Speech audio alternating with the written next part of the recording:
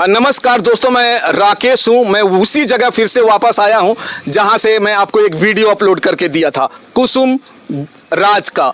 और मैं बता दूं, ये बिन ब्याही कहा जाए तो माँ है। ना तो इनके आप देखेंगे मांग में सिंदूर है और ना ही ये जो है कोई सुहागनों का जो है पहनावा पहनती हैं। और इनका एक 13 साल का ये बेटा है जिसका नाम इन्होंने बड़े प्यार से प्रिंस रखा हुआ है।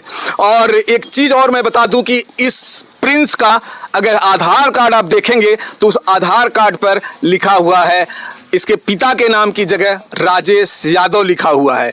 बराबर यही ना? जी बिल्कुल, क्योंकि आधार कार्ड वही बनवाया है, उसके नाम पे बना है आधार कार्ड। उसके गांव का, उसके थाने का, उसका मकान नंबर सब कुछ आधार कार्ड पे दर्ज हुआ है। उसका मोबाइल नंबर भी दर्ज हुआ है आधार कार्ड पे। अब वो कहाँ जाएगा ये अब जो है आपको पता चलेगा। आखिर इन्हें 3 साल तक राजेश ने जो है शोषण किया है। और ये अगर आपको वीडियो देखना है तो नीचे जाकर आप देख लीजिएगा, उसमें आपको पूरा वीडियो मिलेगा। नमस्कार दोस्तों, मैं हूं राकेश और मेरी उपस्थिति फिर से जो है कुसुम जी के घर पे है। जैसा कि आपने पिछला वीडियो देखा हुआ है तो कुछ सारे कमेंट हमारे वीडियो में थे और उसको क्लैरिफाई करने के लिए मैं कुसुम जी से मिलने के लिए यहाँ पर आया हूँ। और मैं इनसे जानना चाहता हूँ कि आखिर जो लोगों ने कमेंट किया है और उनकी क्या राय है। तो कुसुम जी, ये पहले बताइए कि लोगों ने आपकी वीडियो देखने के बाद कमेंट किए हैं कि आप 13 साल तक चुप क्यों रही, आखिर तब आपने ये चीज़ें क्यों नहीं किया। आज आप मीडिया पर जो है राजेश जी की धज्जियाँ उड़ा रही हैं। मैं इसलिए चुप थी कि हर जगह मैं चंदवक से लेकर के हर जगह थाने पर और कोतवाली तक, उसके बाद कचहरी तक मैं चक्कर काटती रही, लेकिन मेरी कहीं भी सुनवाई नहीं थी। और ना ही हमारे पास उतना पैसा है और ना ही हमारे घर वाले उतने पढ़े लिखे हैं, ना ही हमको किसी का उतना सपोर्ट था कि मैं और आगे बढ़ जाऊं। मतलब गांव देश का भी सपोर्ट नहीं था और रिश्तेदारों का भी सपोर्ट आपको नहीं मिल रहा था? किसी का सपोर्ट हमको नहीं मिल रहा था, क्योंकि सारे लोग यही कह रहे थे कि ऐसे अवस्था में तूने एक बच्चे का जो है कि जन्म दी है, तेरा साथ कौन देगा। जी, कोई विश्वास भी नहीं करता होगा कि ये बच्चा जो है राजेश का है। बहुत सारे लोग तो अलग अलग तरह की चीजें भी बोलते होंगे। जी बिल्कुल बोल रहे हैं भैया। तो मैं इसलिए चुप थी, आज करीब 2009 से लेकर के 2023 चल रहा है। तो एक मेरा छोटा सा बच्चा था, मैं मजबूर थी, इसलिए मैं चुप थी। लेकिन आज मेरा बेटा इतना बड़ा 13 साल का हो गया है और मैं अपने बेटे के अधिकार के लिए लड़ रही हूँ। तो जितनी भी मेरी वीडियो वायरल हो रही है, उसमें सारे लोग कमेंट कर रहे हैं कि अरे इसका यही हाल है, ये ऐसा करती है, ये पैसा के लिए ऐसा कर रही है। क्या पैसे के लिए कर रही है क्या? सचमुच? नहीं भैया, मैं पैसा के लिए कर रहा हूँ, आपको क्या लगता है? नहीं, जैसे कि लोग कह रहे हैं कि जो है मैसेज में ये लिख रहे हैं कि उन्होंने जो है सिर्फ पैसे के लिए सारी चीजें फैलाई हुई है। तो जो भैया कमेंट किए हैं, मैं उन लोगों से कहना चाहती हूँ कि क्या उनके घर में बहन बेटी नहीं है? अगर उनके बहन बेटी के साथ अगर कोई अंधविश्वास करके अगर ये हरकत करता तो क्या तब भी वो लोग यही कमेंट करते? आज मैं अपने बेटे के लिए, अपने अधिकार के लिए लड़ रही हूँ, आवाज उठा रही हूँ, तो लोग हमको तरह तरह के कमेंट कर रहे हैं।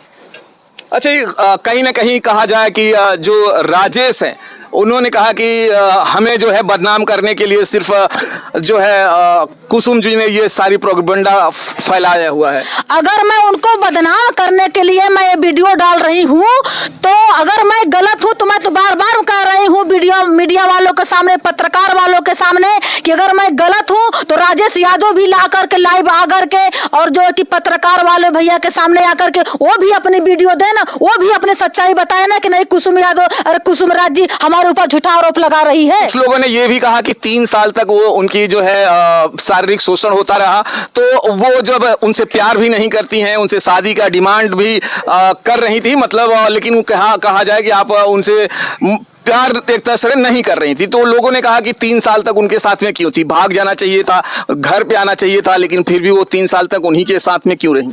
3 साल क्योंकि मैं उस समय मेरी अवस्था बहुत कम थी, ना मेरे पास मोबाइल थी, ना मुझे किस चीज का जानकारी थी। वो जिस जगह हमको रखा था 24 घंटा हमको अपने पास में लेकर रहता था, खाली सिर्फ हमको बाथरूम करने के लिए जो कि हमको समय देता था। तो मैं निकल के जाऊं तो कहाँ जाऊं? मैं बार बार आवाजें उठाती थी तो हमको मारता मारता था, पीटता था, हमको धमकी देता था, तो मैं जाऊं तो कहाँ जाऊं। अच्छा, जब आप गर्भवती होती हैं तब वो क्या कहते हैं आपके राजेश जी जो आपके? जब उसको पता चला कि मैं गर्भवती हूँ, मैं माँ बनने वाली हूँ, तो सीधा वो डायरेक्ट बोला कि ये बच्चा गिरवा दो, अबॉर्शन करवा दो। तब आपने क्या जवाब दिया उनको? मैं बिल्कुल बोली कि नहीं, मैं बच्चा नहीं गिरवा सकती हूँ और नहीं मैं अबॉर्शन करवा सकती हूँ। राजेश ने फिर आपको शारीरिक प्रताड़नाएं किया उस समय की आपको बोल दिया नहीं जाने दीजिए? नहीं, तब वो हमको और मारने पीटने लगा और हमको धमकियां देने लगा। तब आप उस समय घर चली आई थी या तब तक वो वहीं पे थी जब आप प्रेग्नेंट थी? नहीं, मैं प्रेग्नेंट थी जब वो हमको ज्यादा मारने पीटने लगा। वो तो पहले से ही हमको प्रताड़ित करता था, हमको मारता पीटता था, धमकियां भी देता था। लेकिन जब धीरे धीरे 6वां महीना मेरा लगा तो मैं किसी तरह, हमको पता चला वहाँ के लोग, जब धीरे धीरे सारे लोग से मैं चोरी छुप करके राजेश से सारे लोग से मैं बातें करने लगी, सारे लोग से अपनी जो की कहानी बताई, तब मैं वहाँ से भाग करके अपने मायके आई और मैं अपने मायके वालों के लेकर के राजेश यादव के खिलाफ मुकदमा भी करवाई थी। अच्छा, इन 3 साल आप गायब थी तो आपके घर वालों ने राजेश के खिलाफ कोई मुकदमा नहीं किया? जैसे कि आपने बताया था कि पिछला ही वीडियो में बताया था कि आपको आपके परिवार वालों से के सामने उन्होंने कह के लेके गए थे कि हम एक गाना जो है स्टूडियो में शूट कराएंगे। जैसे कि आपके माँ बाप को ये पता ही है कि राजेश जी ने आपकी मेरी बेटी लेके गए हैं और 3 साल तक जब आपकी उनकी बेटी नहीं मिलती है तो क्या आपके परिवार वालों ने उनके खिलाफ कोई मुकदमा या कोई भी FIR वगैरह किया था? जी बिल्कुल करवाए थे। हमारे माँ बाप उसके खिलाफ कंप्लेन करवाए थे। राजेश यादव पकड़ के थाने में भी आया था, लेकिन सरासर वो इनकार कर दिया, क्योंकि वो हमको जिस जगह रखा था, अगर मैं वहां से अगर हमको थोड़ा सी भी जानकारी अगर होती, हमको कोई चीज का अगर वो होता तो मैं खुद वहां पर से भाग करके आकर के मैं सारी सच्चाई बताती, लेकिन हमको कोई चीज की जानकारी नहीं थी। जब मेरे माँ बाप ने उसके खिलाफ कंप्लेन कराया कि राजेश यादव गायक ने हमारे बेटी को हमारे घर से कार्यक्रम का बहाना कराने के लिए, रिकॉर्डिंग कराने के लिए हमारी बेटी को लेके गया, इतना दिन तक हो गया, हमारी बेटी अभी तक वापस नहीं आई, लेकिन राजेश यादव ने थाने में आकर के सर इनकार कर दिया कि मैं कुसुम को नहीं लेकर के गया हूँ। अच्छा, उन्होंने सर ये कह दिया कि हम लेके नहीं गया हूँ। तो फिर उनको जो है छोड़ दिया गया? जी, सारे लोग छोड़ दिए। उसके बाद जब मैं गर्भवती हो गई, जब सारी सच्चाई धीरे धीरे हमको मालूम हो गया कि हमको कैसे घर जाना है कैसे नहीं, सारे लोग वहाँ के जो कि 2-4 लोग हमको मिले, तब मैं भाग करके अपने मायके आई और अपने माँ बाप के सामने सारी सच्चाई बताई कि मेरे साथ ऐसी ऐसी घटना वो किया है। उसके बाद हमारे माँ बाप ने हमको लेकर के चंदवक थाने पे गए, सारी बात हमने थाना के सामने रो करके सारी सच्चाई बताई, लेकिन हमारी कोई भी सुनवाई नहीं हुई। उसी अवस्था में मैं आज अपने एक नाजायज रूप में अपने बेटे का जन्म दी। मतलब आपके बेटे का जन्म कहा जाए तो आपके मम्मी के घर पे हुआ? जी बिल्कुल, हमारे मम्मी के घर मेरे बेटे का जन्म हुआ है।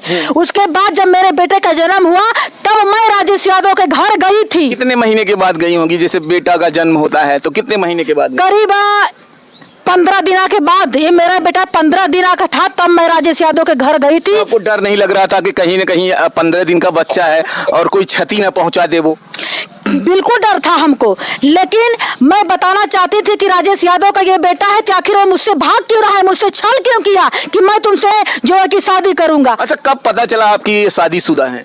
क्योंकि जब मैं उसके घर गई 2011 में लास्ट महीने में जब मैं उसके घर गई तब हमको पता चला कि राजेश यादव शादीशुदा है। क्योंकि जब मैं घर उसके गई तो उसके बीबी, उसके बच्चे, सारे लोग ने बताने लगे कि तू तो एक रखेल है, तू कौन होती है राजेश को पूछने वाली जो है कि। तब उसके बीबी ने आकर के मेरे सामने बोले कि मैं उसकी पत्नी हूँ, तू कौन होती है। तो मैं भी बताई कि राजेश यादव गायक ने मेरे साथ ऐसा ऐसा किया, मुझे झूठ बोल करके, मेरे माँ बाप से झूठ बोल करके हमको लेकर के गया, ये देख लीजिए मेरा एक बेटा है। लेकिन वही राजेश यादव ने हमको अपने दरवाजे से, अपने घर से धक्का मार करके हमको भगा दिया और फिर मैं रोते बिलखती हुई अपने माँ बाप की शरण में आई। अच्छा, तमाम लोग उस समय जुट गए होंगे गांव के, जो जब ये आप गई होंगी तो गांव के तो बहुत सारे तमाम लोग वहां पर इकट्ठा हुए होंगे? बहुत से लोग वहाँ उसके घर, गांव के सारे लोग जुटे थे, लेकिन सारे लोग यही बोल रहे थे कि ये झूठ बोल रही है, राजेश यादव को फंसा रही है, ये सर जो है कि गलत है।